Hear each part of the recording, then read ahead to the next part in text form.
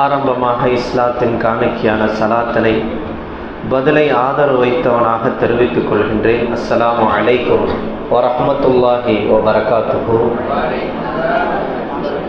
எல்லா புகழும் வல்ல அல்லாஹ் ஒருவனுக்கே உரித்தாகட்டுமாக.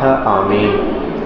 அவனின் அன்பும் அருளும் மக்கத்து ராஜா மதீனத்து ரோஜா நம் உயிரினும் உயிரான உயிரினும் மேலான முஹம்மது முஸ்தபா அஹமது முஜ்தபா ரசூலுல்லாஹி ஸல்லல்லாஹு அலைஹி வஸல்லம் அவர்கள் மீதும் அவர்களை அடியொட்டி வாழ்ந்து மறைந்து மறையாமல் இருக்கின்ற உத்தம சத்திய சஹாபாக்கள், தாபியன்கள், தபா தாபியன்கள், அக்தாபுகள், அவுலியாக்கள், குறிப்பாக இந்த ரமலான் மாதத்தில் பகலில் நோன்பிருந்து இரவு தராவீஹ் தொழுகுவதற்காக பல்வேறு தெருக்களிலிருந்து தங்கள் வேலைகளை ஒதுக்கி வைத்துவிட்டு எந்த சோம்பேறித்தனமும் இல்லாமல் வயது வித்தியாசம் பார்க்காமல் அலைகடலென திரண்டு இந்த ரமலானிலே தராவீகை நின்று தொழுக வேண்டும், குர்ஆனை கேட்க வேண்டும், இந்த துவாவிலே கலந்து கொள்ள வேண்டும், இந்த பயானை கேட்க வேண்டும், நம் வாழ்க்கையிலே நல் அமல்களை செய்ய வேண்டும் என்ற ஆர்வத்தோடு வருகை தந்திருக்கக்கூடிய அன்பான தாய்மார்கள், சகோதரிகள் அனைவர்கள் மீதும், குறிப்பாக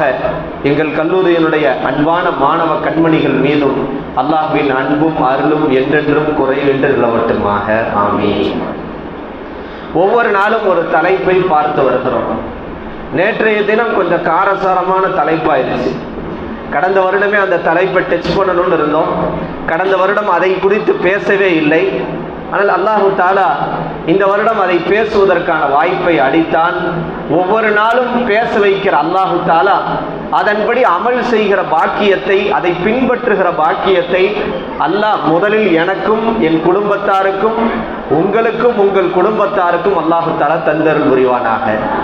பேசுவது ஈஸி, அதற்கு நீங்க பேசுறதெல்லாம் ரைட்டு, ஃபாலோ பண்ணணுமே அது ரொம்ப கஷ்டமாச்சே என்று உள்ள உணர்வுகள் சொல்வதை நம்மால் உணர முடிகிறது. இருந்தாலும் அல்லாஹ் நமக்கு அருள் புரிய வேண்டும். இந்த ரமலானில் எதை கேட்கிறோமோ, எதை பேசுகிறோமோ அதன்படி நம் வாழ்க்கையில் அமல் செய்கிற வாய்ப்பையும் வலியையும் ஆற்றலையும் அல்லாஹ் தர வேண்டும். அல்லாஹ் அதற்கு அருள் புரிவானாக. கோபம் மனிதனுடைய இயல்பான குணங்களில் கோபம் மிகவும் ஆபத்தானது. இன்றைக்கும் சில பேரண்ட்ஸ் லீவுக்கு பசங்களை அனுப்பின பிறகு ஒரு 10 நாள்ல போன் வரும், கோபத்துக்கு மட்டும் ஏதாவது ஒரு வழி செய்யுங்க. அவங்க அத்தாவுக்கு அவனுக்கு பெரிய பிரச்சனையாகி போயிருது, எப்படியா கோபப்பட்டுறான். நான் சொல்வேன், என்னம்மா இப்படி சொல்றீங்க, அந்த பையன் தங்கமான பையனாச்சேம்மா, மதுசால இருக்கும் போது அவனை அடிச்சுக்க ஆளே கிடையாது, அவ்வளோ அவுளியாம்மா, நீங்க என்ன அவனை இப்படி குறை சொல்றீங்க அப்படின்னு கேட்டேன். அது உங்கள்கிட்ட இருக்கும் போது அவுளியாவா தான் இருக்கான், வீட்டுக்கு வந்தோட மிகப்பெரிய கோபக்காரன் ஆயிடுறானே அப்படின்னு சில பேரண்ட்ஸ் லீவுகளுக்கு போனவன புலம்புவதை நாம் கேள்விப்படுகிறோம். இந்த கோபம் இருக்கிறது எவ்வளவு பெரிய அறிவாளியும் கூட குருடனாக மாற்றிவிடும். கோபத்தில் ஒருவன் தன்னிலை மறந்து விடுகிறான். இன்னும் ஒரு வகையிலே சொன்னால் கோபக்காரன் பைத்தியக்காரனாக ஆகிவிடுகிறான். என்ன செய்யறோம் ஏது செய்யறோன்னு அவனுக்கு புரிய மாட்டேது. ரசூல் ஸல்லல்லாஹு அலைஹி வஸல்லம் அவர்கள் கோபத்தை குறித்து பல்வேறு இடங்களிலே அதை எப்படி கட்டுப்படுத்த வேண்டும், கோபத்தினால் என்ன விளைவுகள் ஏற்படும் என்றெல்லாம் தெளிவாக ஹதீஸிலே சொல்லி காட்டுகிறார்கள். இன்னைக்கு பார்க்கிறோம், குடும்பத்துல திடீர்னு கணவன் மனைவிக்கு மத்தியில சண்டை வந்துருது. சின்ன விஷயமா இருக்கும், அது பூகம்பம் மாதிரி வெடிச்சு ஒரு கட்டத்துல கணவன் கோபத்திலே தலாக் சொல்லி விடுவதை பார்க்கிறோம். கோபத்துல தலாக் சொல்லிட்டாரு, ஆனா அந்த தலாக்குடைய வார்த்தையை மீட்க முடியாது.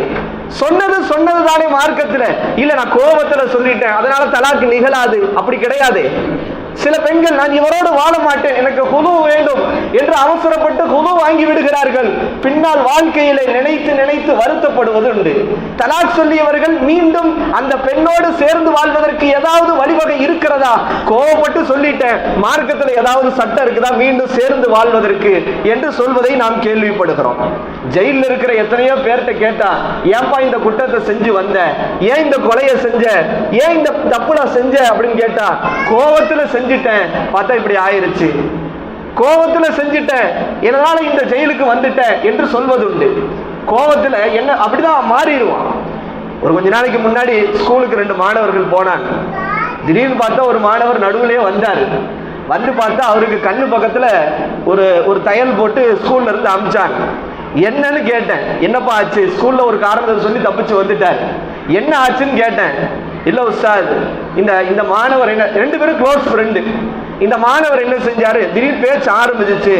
திடீர்னு கோவத்துல என் கழுத்தை பிடிச்சி அப்படி டெஸ்க்ல தள்ளினாரு. அந்த டெஸ்க்ல எனக்கு கிழிச்சிருச்சு உஸ்தாது. நான் கேட்டேன், என்னடா க்ளோஸ் ஃப்ரெண்டுன்றீங்க, ஒரு கோவத்துல இப்படியா செஞ்சுக்கிறது, ஒருத்தருக்கு ஒருத்தர் அடிச்சுக்கிறது? இது எதற்கு சொல்ல வருகிறோம் என்றால், இதுதான் கோவத்தினுடைய விளைவு. நண்பனை கூட எதிரியாக மாற்றிவிடும், கணவன் மனைவி கூட ஜென்மத்தில பிரித்து விடும், கூட பிறந்த சகோதரர்கள், ரத்த பந்த உறவுகள், ஆனா மௌத்தாகிற வரைக்கும் நான் உன் முகத்துல முழிக்க மாட்டேன் என்கிற முடிவை எடுக்க வைக்கும். அதுதான் கோபத்தினுடைய விளைவு. நபி ஸல்லல்லாஹு அலைஹி வஸல்லம் அவர்கள் கோபத்தை குறித்து மிக கடுமையாக சொல்லி இருக்கிறார். நபி ஸல்லல்லாஹு அலைஹி வஸல்லம் அவங்கள்ட்ட ஒருத்தர் வர்றாரு. ஒருத்தர் என்ன செய்யறாரு, இன்னொருவரை கயிற்றால் கட்டி இழுத்து வருகிறார். ரசூலுல்லாஹ்ட்ட ஒருத்தர் இன்னொருத்தரை கயிற்றால் இழுத்து கட்டி கொண்டு வருகிறார். ரசூல் ஸல்லல்லாஹு அலைஹி வஸல்லம் அவர்களே, இவர் என்னுடைய சகோதரரை கொலை செய்து விட்டார். இவர் என்னுடைய சகோதரரை கொலை செய்து விட்டார். அதனால இவர் நான் என்ன செய்யறேன், இழுத்துட்டு வர்றேன் அப்படின்னு கட்டி இழுத்துட்டு வர்றாரு. அப்ப ரசூல் ஸல்லல்லாஹு அலைஹி வஸல்லம் அவர்கிட்ட கேட்கிறாங்க, எப்ப உண்மையிலேயே நீ அவருடைய சகோதரரை கொலை செஞ்சியான்னு கேட்கிறாங்க. ஆமா யா ரசூலுல்லாஹ், நான் தான் கொலை செஞ்சேன். ஏன் கொலை செஞ்ச அப்படின்னு கேட்டப்ப அந்த மனிதர் சொன்னார், நாங்கள் ஒரு நாள் மரம் வெட்டி கொண்டிருந்தோம். அப்போது அவருக்கும் எனக்கும் ஒரு விஷயத்துல கருத்து வேறுபாடு வந்தது. அவருக்கும் எனக்கும் என்ன செஞ்சுச்சு, ஒரு விஷயத்துல கருத்து வேறுபாடு வந்துச்சு. உடனே அவர் என்ன திட்டினாரு. திட்டினோன்னு எனக்கு கோபம் வந்துருச்சு. நான் என்ன செஞ்சேன்னா, என் கையில் இருக்கிற கோடாரியை எடுத்து அவன் தலையிலே ஒரே போடு போட்டேன். அவன் மரணித்து விட்டான் என்றார் ரசூலுல்லாஹ். ரசூல் ஸல்லல்லாஹு அலைஹி வஸல்லம் இந்த ஹதீஸுக்கு விரிவுரையில கீழே எழுதுகிறார்கள், ஓநாய் ஆட்டை வேட்டையாடுவது போல கோபம் ஒரு மனிதனின் அறிவை வேட்டையாடி விடும். ஒரு மனிதனின் அதிகமான ஷைத்தான் வலையில் மாட்டுவது 2 தருணங்கள்ல தான். ஒரு மனுஷன் ஷைத்தான்ட்ட மாற்றுறது, ஷைத்தானுடைய சூழ்ச்சி, பல சூழ்ச்சி இருக்கு. தம்பி பேசாது, முன்னாடி வா, முன்னாடி வா, பின்னாடி. ஒரு மனிதன் ஷைத்தானுடைய வலையிலே மாட்டுவது என்பது 2 விஷயத்துல தான். ஒண்ணு, கோபத்துடைய வலையில அவன் மாட்டிக்கிறான், செஞ்சுட்டு அப்புறம் வருத்தப்படுறான், கை சேதப்படுறான். இன்னொன்று ஆசை, அவன்கிட்ட இருக்கக்கூடிய ஆசை, அதை அடக்க முடியல, ஷைத்தான் ஆசையை கிளப்பி விட்டுருவான். அந்த ஆசைக்கு அடிமையாகி கடைசியா அவன் வாழ்க்கையில மிகப்பெரிய ஒரு மோசமான நிலைமைக்கு போய்விடுகிறான். ரசூல் ஸல்லல்லாஹு அலைஹி வஸல்லம் அவர்கள் இந்த கோபத்தை குறித்து ஹதீஸிலே பல இடங்கள்ல சொல்லி காட்டுறாங்க. எந்த அளவுக்கு அப்படின்னா, கோபத்துல வரும்போது எப்படி நடக்கணும். ரசூல் ஸல்லல்லாஹு அலைஹி வஸல்லம் அவர்கள்ட்ட ஒரு மனிதர் வந்தார். யா ரசூலல்லாஹ் அவுசீனி, எனக்கு உபதேசம் செய்யுங்கள் என்றார். அவர் என்ன சொன்னாரு, எனக்கு உபதேசம் செய்யுங்கள். நாங்க ரசூலுல்லாஹ் லா தகலப், கோபப்படாத பாண்டாங்க. மீண்டும் கேட்டார், யா ரசூலல்லாஹ் எனக்கு உபதேசம் செய்யுங்க. லா தகலப், கோபப்படாதண்டாங்க. மீண்டும் யா ரசூலல்லாஹ் எனக்கு வசியத் செய்யுங்கன்னாங்க. ரசூலுல்லாஹ் மீண்டும் சொன்னாங்க, லா தகலப், கோபப்படாதண்டாங்க. ரசூலுல்லாஹ்ட்ட அவர் 3 முறை வசியத்தை கேட்டார். 3 முறையும் ரசூலுல்லாஹ் லா தகலப், கோபப்படாதப்பா, கோபப்படாதப்பான்னு சொன்னாங்கண்டா, வாழ்க்கையில் அது ரொம்ப முக்கியமானது. சரி, ஒருத்தருக்கு கோபம் வந்துருச்சு, எப்படி நடந்து கொள்வது, அதையும் ரசூல் ஸல்லல்லாஹு அலைஹி வஸல்லம் கற்றுக் கொடுத்திருக்கிறாங்க. ஒரு நாள் ரசூலுல்லாஹ் இருக்கிறாங்க, அவங்க முன்னாடி 2 பேர் சண்டை போட்டுக்கிறாங்க. எந்த அளவுக்கு சண்டைனா, அதுல ஒருத்தருக்கு கண்ணெல்லாம் சவந்துருச்சு, கண்ணு சவந்துருச்சு, நரம்பெல்லாம் உடைச்சிருச்சு. அந்த அளவுக்கு டென்ஷன் ஆயிட்டாரு. யாரு முன்னாடி? ரசூலுல்லாஹ் முன்னாடியே. ரசூலுல்லாஹ் முன்னாடியே இந்த சண்டை நடக்குது. அதுல ஒருத்தருக்கு கண்ணு சவந்து அவர் அப்படியே நரம்பெல்லாம் புடைச்சிருச்சு. ரசூல் ஸல்லல்லாஹு அலைஹி வஸல்லம் அவரை பார்த்துட்டு சொன்னாங்க, எப்பா, எனக்கு ஒரு வார்த்தை தெரியும், அந்த வார்த்தையை உனக்கு கற்றுக் கொடுக்கிறேன், நீ அதை சொன்னால் அந்த கோபம் உன்னை விட்டு நீங்கி விடும் என்றார்கள் ரசூல் ஸல்லல்லாஹு அலைஹி வஸல்லம். சொல்லிட்டு சொன்னாங்க, கோபம் வந்தா அவுது பில்லாஹி மினஷ் ஷைத்தானிர் ரஜீம் சொல்லுங்க. அவுது பில்லாஹி மினஷ் ஷைத்தானிர் ரஜீம் சொல்லுங்க. ஏன்னா இது ஷைத்தானுடைய வேலை. ரசூல் ஸல்லல்லாஹு அலைஹி வஸல்லம் ஒரு ஹதீஸ்ல சொன்னாங்க, இன்னல் கலப மினஷ் ஷைத்தான், கோபம் என்பது ஷைத்தானிடம் இருந்து வரக்கூடியது. வ இன்ன ஷைத்தான குலிக மினன் நார், ஷைத்தான் எதால படைக்கப்பட்டவன்? நெருப்பால படைக்கப்பட்டவன். நெருப்பை அணைப்பதற்கு எது தேவை? தண்ணி தேவை. எனவே இந்த கோபம் ஷைத்தானால் ஏற்படுத்தப்பட்டிருப்பதால் ஒரு மனுஷனுக்கு கோபம் வந்தா நீ ஒழு செஞ்சிரு, அது ஆட்டோமேட்டிக்கா அந்த கோபம் தணிஞ்சிரும் ரசூல் ஸல்லல்லாஹு அலைஹி வஸல்லம் சொன்னாங்க. இது 2வது வழிமுறை. 3வது வழிமுறை, இதா கலப அஹதுக்கும் வஹுவ காயிமன், ஒருத்தர் நின்றுட்டு இருக்கிற நிலையில கோபம் வந்துச்சுன்னா உட்கார்ந்துட்டு இருக்கிற நிலையில கோவம் வந்துச்சுன்னா படுத்துருன்றாங்க ரசூல் ஸல்லல்லாஹு அலைஹி வஸல்லம். கொஞ்சம் ரிலாக்ஸ் ஆகிக்கோ. நின்ற நிலையில் கோவம் வந்தால் உட்கார்ந்து கொள், உட்கார்ந்த நிலையிலும் கோவம் வந்தால் நீ படுத்து விடு என்றார்கள் ரசூல் ஸல்லல்லாஹு அலைஹி வஸல்லம். 4வது வழிமுறை சொன்னாங்க, இதா கலிப அஹதுக்கும் உங்களில் ஒருவர் கோவப்பட்டால் பல் யஸ்குத், அமைதியார், கப்புச்சுப்புன்னு அமைதியார், கொஞ்ச நேரம் நப்சை கட்டுப்படுத்தி அமைதியார்.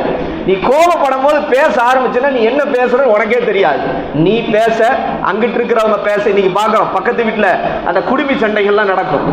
ஒருவருக்கு பெரிய பிரச்சனை இருக்கா, சின்ன பிரச்சனையா இருக்கும், பார்த்தா 2 பேருக்கு மத்தியில, பக்கத்து வீட்டுக்காரங்க மத்தியில சண்டை இருக்கு. அல்லாஹ் அக்பர், இங்க வார்த்தை இவங்க ஒரு வார்த்தை விடுவாங்க, நீ எப்படி என்ன சொல்லலாம், இப்படி அது ஒரு கட்டத்திலே அடிதடியாகி ரத்த காயங்கள் ஆகிற அளவுக்கெல்லாம் இன்னைக்கு தெருச்சண்டைகளும் வீட்டு சண்டைகளும் இருப்பதை பார்க்கிறோம். ஆனால் ரசூல் ஸல்லல்லாஹு அலைஹி வஸல்லம் அவர்கள் சொன்னார்கள், லைஸ ஷதீது பிஸ்ஸுராத்தி இன்னமா ஷதீதுல்லதி யம்லிகு நஃப்ஸஹு இன்தல் கலம்.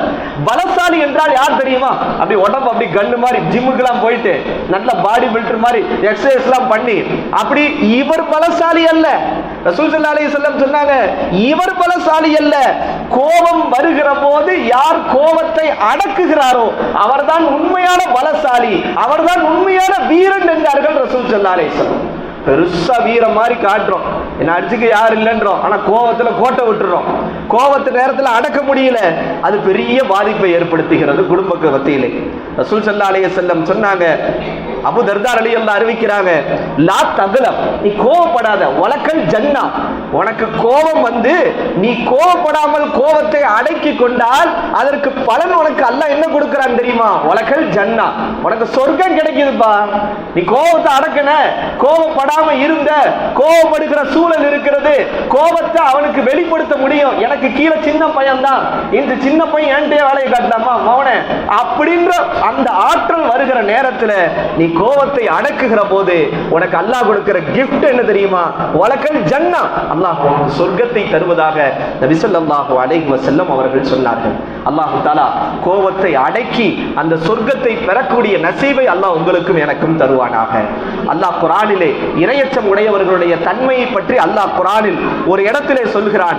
அல்லதீன, அந்த இறையச்சம் உடையவர்கள் எப்படிப்பட்டவர்கள் தெரியுமா? யுன்ஃபிகூன ஃபிஸ் ஸர்ராஇ வல்லர்ராஇ, அவர்கள் இன்பமான நேரத்திலேயும், அதாவது செல்வ செழிப்பாக இருக்கிற போதும் அல்லாஹ்வின் பாதையில் செலவு செய்வார்கள், ஏழ்மையான துன்பமான நேரத்திலேயும் அல்லாஹ்வுடைய பாதையில் செலவு செய்வாங்க. நல்லடியார்களுடைய பண்பு என்னது? நான் பணக்காரனா இருக்கும்போது தான் கொடுப்பேன், எனக்கு கஷ்டம், எனக்கு ஏழ்மை, நான்லாம் 1 ரூபா கூட எவனுக்கு கொடுக்க மாட்டேன், அப்படி கிடையாது. இறையச்சமுடையவர்கள் யார் தெரியுமா? செல்வ செழிப்பில் இருக்கிற போது, சந்தோஷத்தில் இருக்கும் போதும் சரி, கஷ்டத்திலே துன்பத்திலே ஏழ்மையிலே இருக்கும் போதும் சரி, அல்லாஹ்வின் பாதையிலே செலவு செய்பவர் அவர் இறையச்சமுடையவர். இது முதல் தன்மை.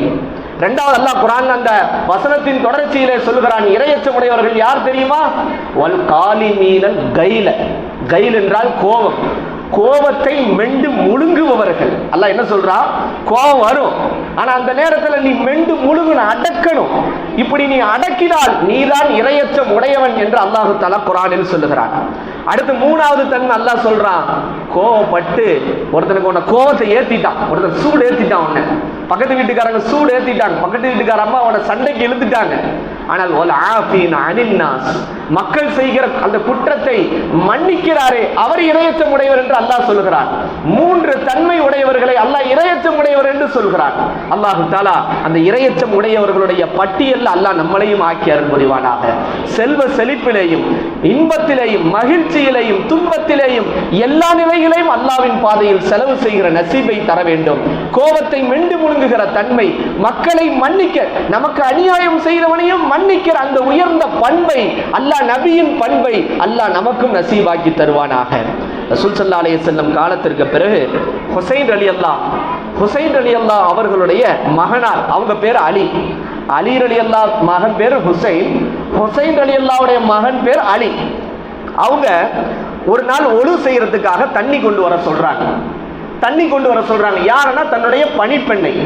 அந்த பெண் இவங்க என்ன செய்யறாங்கன்னா, ஒழு செய்யறதுக்காக ரெடியா தொப்பிலாம் கழட்டி வச்சுட்டு இருக்கிறாங்க. அந்த பணிப்பெண் சுட சுட தண்ணி எடுத்துட்டு வர்றாங்க.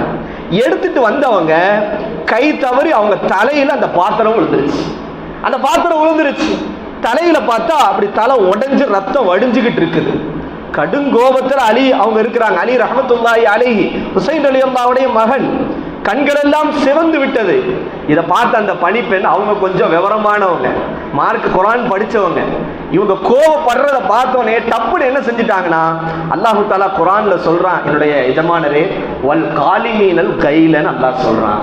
இறையச்சமுடைய பண்பு என்ன? கோபம் வருகிற போது மெண்டு மிழுங்குபவர் என்று அல்லாஹ் சொல்றான் என்று அந்த வசனத்தை சுட்டி காட்டினோன்னு அந்த அலி ரஹ்மத்துல்லாஹி அலைஹி சொன்னாங்க, நான் கோபத்தை அடக்கிட்டேன். அடுத்து அல்லாஹ் சொல்றான் வல் ஆஃபீன அனின்னாஸ், மக்களை மன்னிக்க கூடியவர்களாக இருப்பார்கள் என்று அந்த ஆயத்தை சுட்டி காட்டுறாங்க.